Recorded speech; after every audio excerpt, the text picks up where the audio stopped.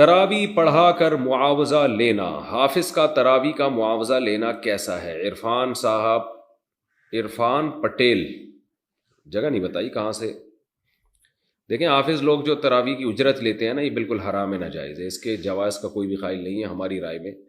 جو اب تک ہمیں معلومات ہیں، اور اگر کوئی قائل بھی ہو تو اس کی دلیل مضبوط نہیں ہے۔ یہ خالصتاً قرآن کی تلاوت، نماز میں تلاوت کی اجرت ہے، یہ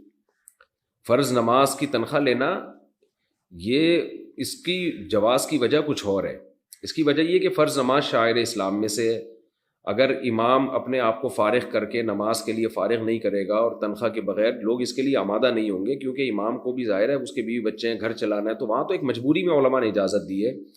کہ پورے سال پوری زندگی فرض نماز کا سیٹ اپ رہتا ہے۔ تراویح تو فرض نہیں ہے، سنت مؤکدہ ہے، اور جماعت تو سنت مؤکدہ بھی نہیں ہے،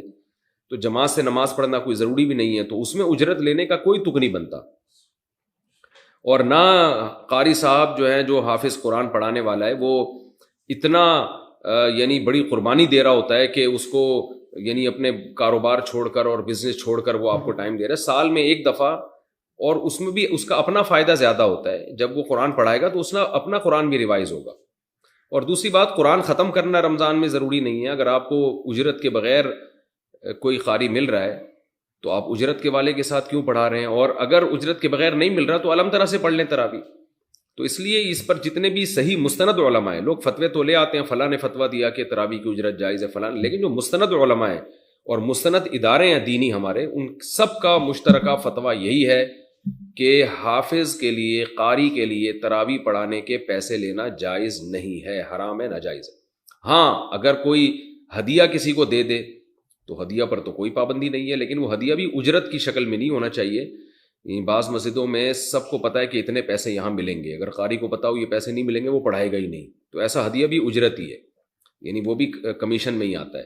تو اس لیے اپنے ثواب کو ضائع نہ کریں۔